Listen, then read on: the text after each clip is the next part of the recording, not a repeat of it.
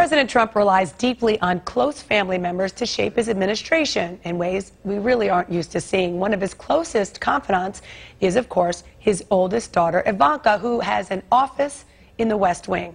In a revealing interview with the New York Times, she talked about what she brings that others do not, who are not related to him. She told the paper, "I'm his daughter. I've known him my entire life. He trusts me. I don't have a hidden agenda. I'm not looking to hit him to help myself." So for my friends here who cover the White House and have covered her, Carol, I'll start with you. I mean, that's very telling. Loyalty, the ultimate loyalty, with somebody who is a blood relative. She says, I have his back at all costs. And she's right, and that's why the president values this president values loyalty. He likes having familiar people around him. He, you know, every president has had to some extent a close personal aide. For President Obama, it was Valerie Jarrett. For President Bush, it was Karen Hughes. But no one has had somebody who is a blood relative. No one in recent history has had someone who's a blood relative this close in the Oval Office, in the West Wing. And it's something that he finds comfort in. And I'll just tell you a couple of fascinating little sort of color nuggets. She says that she calls her father Dad, not Mr. President, while in the Oval Office, and that she gets time with him. She gets time alone with him when she needs it, kick the other advisors out to really have a one-on-one conversation. But I want to show you another quote that she gave the New York Times. She said, "I'll go to the mat on certain issues, and I may still lose those, but maybe along the way, I've modified a position just slightly, and that's just great." But has she modified his positions? Climate change, women's rights, and so forth. Those are her big issues.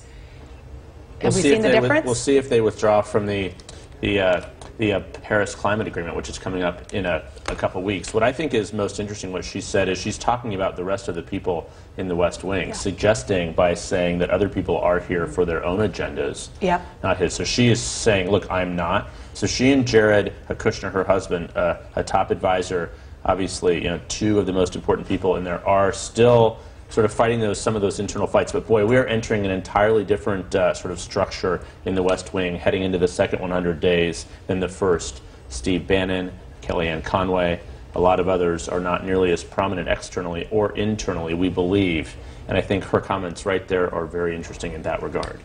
Yeah, I agree, and I think when you make comments like that in the West Wing, it can create resentment among the other staff. Anyone with that kind of stature and access to the president is always going to be looked at skeptically by the other members of the senior staff, and so she just kind of took that to another level with those comments in that interview. Yeah, and I would just say one of the biggest issues that I hear regularly on Capitol Hill is nobody's exactly sure who the right point of contact is on whatever legislative issue you're working on. Tax reform, is it Gary Cohn, is it Steve Mnuchin? On defense issues, are you going straight to National Security Advisor, or are you talking to Jim Mattis?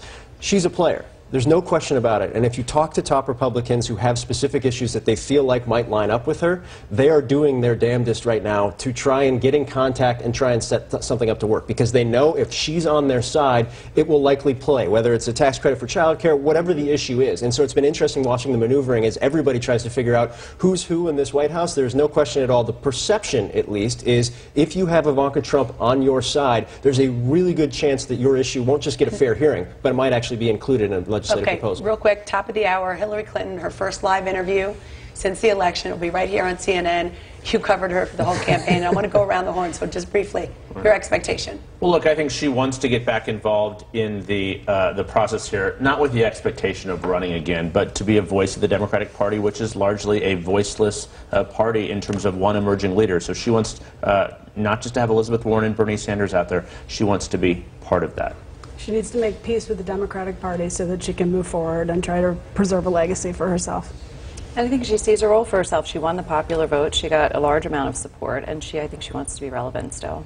Yeah, relevance. She sees a role for herself, and she sees a party right now that doesn't have a clear leader or a clear message. I think she tries to fill that gap, at least to some degree. A little bit off the map, but to some degree.